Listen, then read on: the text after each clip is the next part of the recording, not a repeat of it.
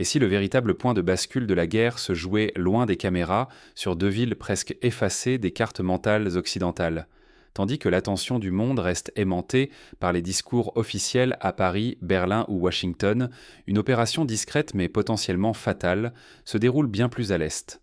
Kupiansk et Volchansk, deux noms rarement cités par les grands médias, deviennent soudain le théâtre d'un affrontement dont l'issue pourrait tout bouleverser. Ici, il ne s'agit pas de simples escarmouches. Les forces russes, coordonnées sur ces deux axes, mettent en à rude épreuve la défense ukrainienne, déjà épuisée par plus de 2 années de combats ininterrompus. Chaque avancée autour de Kupiansk et Volchansk tire un peu plus sur les maillons fragiles d'un front qui, malgré la rhétorique officielle, montre des fissures inquiétantes. Pour comprendre la gravité de la situation, rappelons-nous des précédents historiques. Lors de la Seconde Guerre mondiale, la chute de villes stratégiques comme Stalingrad ou Bastogne avait entraîné des bouleversements considérables dans le déroulement des opérations militaires, modifiant en profondeur les équilibres régionaux. De la même façon, la perte de ces deux carrefours logistiques en Ukraine pourrait ouvrir la voie à une recomposition majeure du front oriental. Si ces positions venaient en à tomber, ce ne serait pas seulement l'armée ukrainienne qui vacillerait. C'est tout l'équilibre sécuritaire de la région, et peut-être même de l'Europe, qui pourrait s'effriter. Fermer les yeux sur ce qui se passe à l'ombre des projecteurs, c'est courir le risque d'un effondrement brutal, d'autant plus redoutable qu'il résulte d'une stratégie d'usure et d'encerclement, bien plus insidieuse qu'un choc frontal classique, car derrière les assurances publiques, la réalité c'est plus sombre. L'armée ukrainienne manque de munitions, de renforts, de cohésion, et surtout d'un moral solide. Face à une armée russe méthodique, l'épuisement humain et logistique s'aggrave chaque jour, accentuant l'isolement de chaque poche de résistance. En sous-estimant le sort de Kupiansk et Volchansk, on minimise non seulement l'urgence militaire, mais aussi les conséquences géopolitiques pour tout le continent. C'est là, à des centaines de kilomètres des studios de télévision occidentaux, que se joue peut-être le véritable tournant de la guerre. Mais pourquoi ces deux villes, presque anonymes hier, occupent-elles soudain une place si critique dans la stratégie russe? Pour comprendre, il faut revenir sur leur histoire récente et leur rôle dans la défense ukrainienne. Pourquoi ces deux villes, longtemps ignorées des grands titres, sont-elles soudain au centre de toutes les attentions? Kupiansk et Volchansk. Leurs noms s'invitent dans chaque état-major car elles sont devenues l'axe vital de la défense ukrainienne à l'Est. Bien plus que de simples points sur la carte, Kupiansk et Volchansk sont des nœuds logistiques et des carrefours routiers et ferroviaires. C'est là que se joue l'accès, le ravitaillement et le mouvement des troupes sur des centaines de kilomètres de front. Perdre Kupiansk, c'est offrir la route vers Kharkiv, la deuxième ville du pays. Perdre Volchansk, c'est risquer l'isolement de tous les bataillons ukrainiens à l'est. Leur importance n'est pas nouvelle. Déjà, il y a plus de 10 ans, ces positions étaient codisputées lors des premières phases du conflit. Mais à mesure que la guerre s'est transformée en affrontement de logistique et d'usure, leur rôle n'a fait que croître. Pour donner un exemple concret, lors de la bataille de Debaltseve en 2015, la perte d'un nœud ferroviaire a entraîné l'encerclement de milliers de soldats, qui n'ont eu d'autre choix que de se replier dans la panique, abandonnant matériel et position. Un scénario similaire plane aujourd'hui sur Kupiansk et Volchansk. Aujourd'hui, la situation est alarmante, surtout à Volchansk. Selon les dernières informations, les forces russes contrôlent environ 80% de la ville. Le nord et le centre administratif ont basculé. Les soldats ukrainiens ne tiennent plus que quelques poches dispersées au sud, accrochés à des zones résidentielles basses, sous un feu constant. Ce n'est pas un assaut frontal classique. Les Russes cherchent l'encerclement. Ils attaquent de plusieurs axes, coupent les carrefours et les voies de ravitaillement, puis referment lentement l'étau. L'objectif n'est pas la prise rapide, mais l'asphyxie et la fragmentation progressive de la défense ukrainienne. Pour mieux visualiser, imaginez une partie d'échecs géante où chaque case conquise prive l'adversaire d'options de mouvement, jusqu'au moment où la pièce maîtresse, encerclée, ne peut plus s'échapper. La tactique russe à Volchansk s'apparente à ce jeu de patience mortel.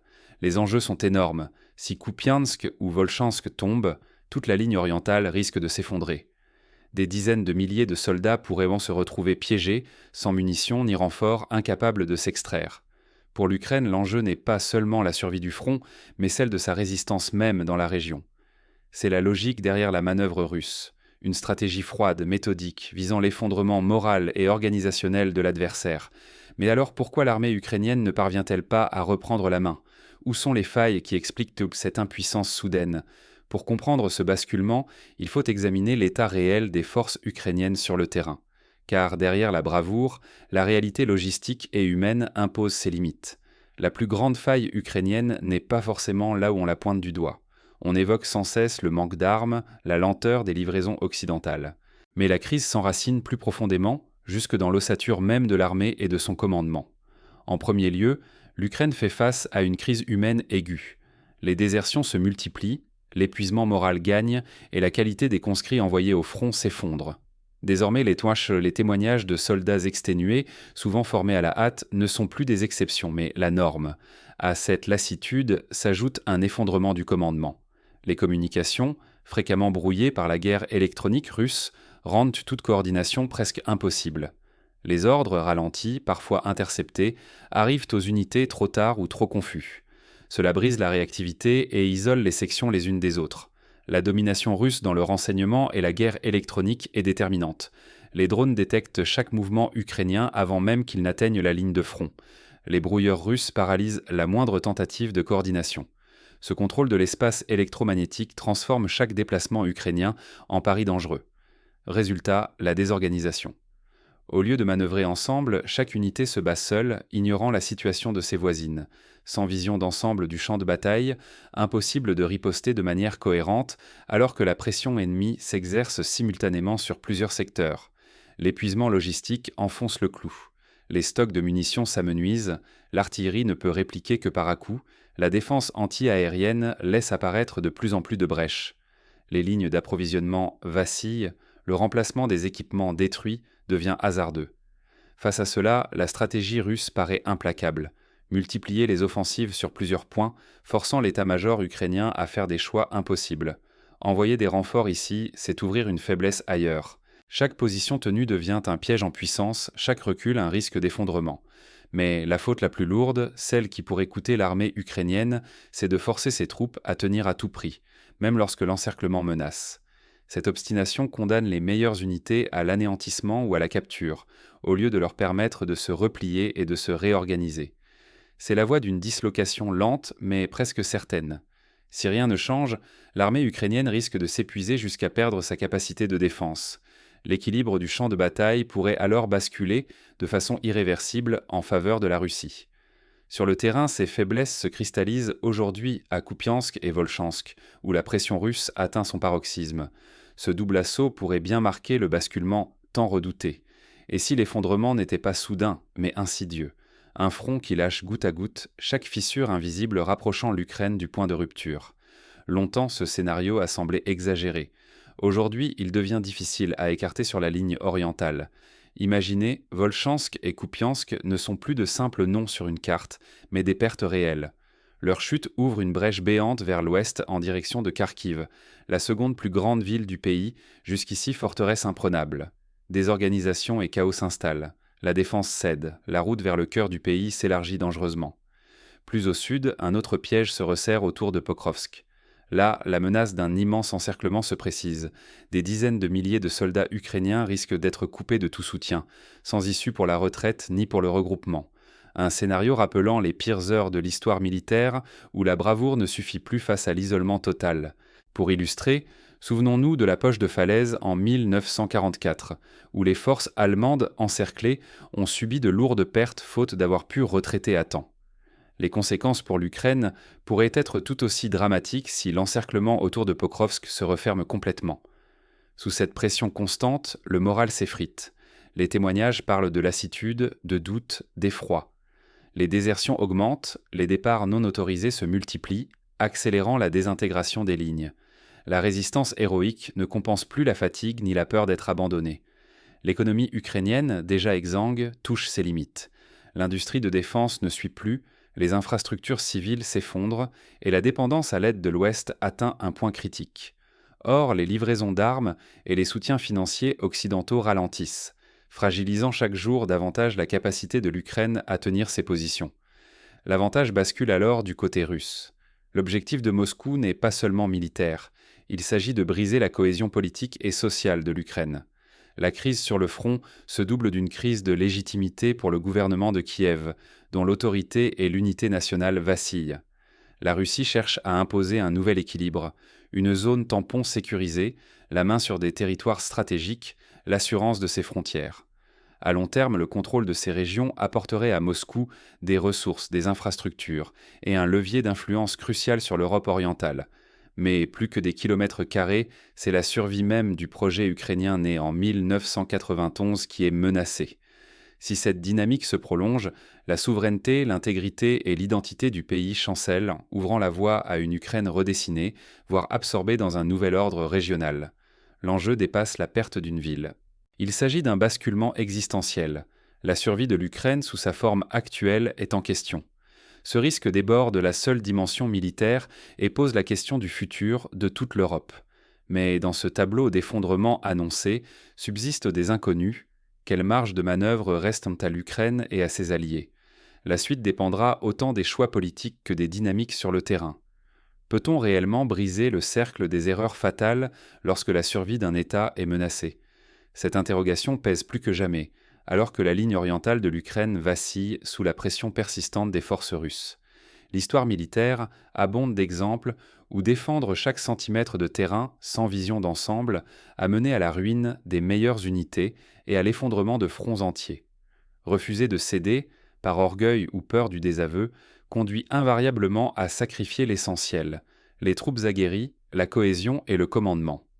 Renoncer à une position, aussi douloureux soit-il, pour préserver ses forces vives, reste parfois la seule option lucide face à un adversaire déterminé. Aucune quantité d'armes ou d'obus ne peut compenser l'avantage qualitatif. La détermination, la capacité d'adaptation, la maîtrise tactique et surtout la cohésion des soldats. La Russie aujourd'hui conjugue toutes ces qualités en liant ses opérations militaires à une stratégie politique et économique mûrement réfléchie, ce qui renforce sa résilience au combat. À l'inverse, l'Ukraine subit la fragmentation de ses chaînes de commandement, la rivalité des institutions et l'incertitude de ses alliances. Cette dispersion mine l'efficacité opérationnelle et nourrit le sentiment d'isolement au sein des unités déployées sur le terrain. S'adapter ou disparaître, telle est la loi implacable de la guerre. S'accrocher à de vieux réflexes, croire à un soutien extérieur indéfectible ou refuser d'admettre ses faiblesses, c'est s'exposer à la catastrophe. Il faut savoir réformer, apprendre vite et affronter la réalité, car l'ennemi, lui, ne cesse de se renouveler. Oublier ces leçons, c'est prendre le risque d'une défaite totale, voire d'être rayé de la carte stratégique. Ceux qui s'entêtent dans l'erreur livrent leur nation au statut de simples pions dans un jeu de puissance, sans voie ni avenir. Désormais, l'heure n'est plus à la complaisance, mais à la lucidité. Dans cette guerre d'usure, où la désinformation et l'épuisement redessinent la carte du pouvoir, seule une vision claire et sans illusion peut ouvrir la voie à la survie. Mais comment l'Ukraine en est-elle arrivée à ce point de rupture et quel est le véritable prix de la résistance? Le prochain acte dévoile les conséquences concrètes de ces choix stratégiques sur le terrain. Le moment de vérité ne peut plus être repoussé. La stratégie l'emportera-t-elle encore sur la fatalité ou est-ce déjà trop tard? À l'est, le sort de l'Ukraine et au-delà, celui de toute une région se joue loin des caméras, dans le silence pesant des états-majors et le balai discret des convois et des ordres secrets. L'Occident, focalisé sur l'envoi d'armes et la rhétorique de l'unité, peine à saisir l'ampleur de la crise qui s'installe minute après minute sur le front oriental. La question n'est plus seulement celle des chars ou des missiles, c'est celle de l'épuisement des hommes, de la défiance qui s'installe entre les rangs, d'un commandement ukrainien qui, privé d'informations fiables et débordé par l'urgence, perd la main sur la cohérence de la défense. Face à cela, la méthode russe se déploie, implacable, usée, isolée, désorientée, jusqu'à rompre la ligne mètre par mètre, village après village. Pour mieux comprendre les mécanismes de cette érosion, rappelons ce qui s'est passé lors de la guerre de Corée. Les lignes de front, stables en apparence, cédaient régulièrement sous la pression d'infiltrations, de feintes et de mouvements latéraux. Les stratèges russes semblent s'inspirer de tels précédents, préférant l'usure continue à l'assaut direct. Les conséquences d'une telle dynamique dépassent le simple terrain ukrainien. En quelques semaines, c'est la stabilité, la sécurité et l'identité politique de toute l'Europe orientale qui vacillent. Si la ligne orientale s'effondre, l'onde de choc ne s'arrêtera pas à Kharkiv. Elle pourrait ébranler la confiance des alliés, fissurer les certitudes et semer une incertitude qui gagnera tout le continent. Refuser de voir la réalité ne la rendra pas moins brutale. Qu'elle vienne de Kiev ou des capitales occidentales, la tentation du déni n'empêchera pas la loi du terrain de s'imposer. La vraie question, Avons-nous encore la capacité collective de proposer des réponses stratégiques, ou bien sommes-nous condamnés à subir les conséquences d'erreurs accumulées? L'histoire regorge de moments où l'aveuglement, l'incapacité à s'adapter ou l'inaction ont précipité des désastres irréversibles. L'Ukraine aujourd'hui en est à ce carrefour. La démoralisation, la paralysie politique, le repli sur soi ne sont pas des fatalités, mais des signaux d'alarme qui réclament une prise de conscience immédiate. Reste-t-il un chemin pour éviter l'effondrement, ou la pente est-elle déjà trop engagée? La réponse ne se trouve ni dans l'attente d'un miracle technologique, ni dans la promesse d'un nouveau colis d'aide, mais dans la capacité à repenser l'organisation, les relais, la stratégie, à tous les échelons. Refuser la fatalité, c'est d'abord regarder la situation en face, sans phare ni complaisance. Chaque décision, chaque hésitation pèsera lourdement sur l'avenir du continent et sur celui des générations futures. L'issue ne se joue pas seulement sur les routes de Kupiansk ou dans les faubourgs de Volchansk, mais dans la lucidité et le courage collectif face à l'épreuve. Alors, quelles pourraient être les solutions concrètes pour inverser la tendance? Premièrement, renforcer la logistique et la mobilité des troupes ukrainiennes. Cela implique une réorganisation des chaînes d'approvisionnement, la création de dépôts temporaires mobiles et l'utilisation de véhicules tout-terrain pour contourner les axes bombardés. Par exemple, lors de la guerre du Kippour en 1973, l'armée israélienne a survécu à la surprise initiale en réorganisant dans l'urgence ses réseaux de ravitaillement sur plusieurs axes secondaires, déjouant ainsi l'encerclement. Deuxièmement, il faudrait investir davantage dans la guerre électronique défensive. Déployer des brouilleurs portables, renforcer le chiffrement des communications et former des spécialistes capables de neutraliser les drones ennemis sont des mesures indispensables.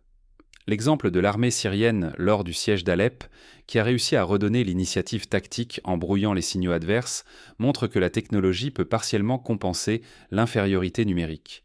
Troisièmement, il est urgent d'admettre la nécessité de recul tactique afin d'éviter les encerclements. Cela demande du courage politique et une communication transparente avec la population. Expliquer qu'abandonner une ville peut sauver des milliers de vies et préserver les capacités futures de résistance. L'histoire militaire regorge de cas où la retraite ordonnée fut la clé d'un renversement de situation, comme ce fut le cas pour l'armée soviétique à Moscou en 1941. Quatrièmement, l'Ukraine doit réformer d'urgence son commandement. La création de centres de décision décentralisés, capables d'agir sans attendre l'aval de Kiev, permettrait d'accélérer les réponses sur le terrain. L'armée américaine, lors de la guerre du Golfe, avait délégué une grande partie de l'initiative tactique à ses commandants locaux, rendant ses opérations plus réactives face à l'imprévu.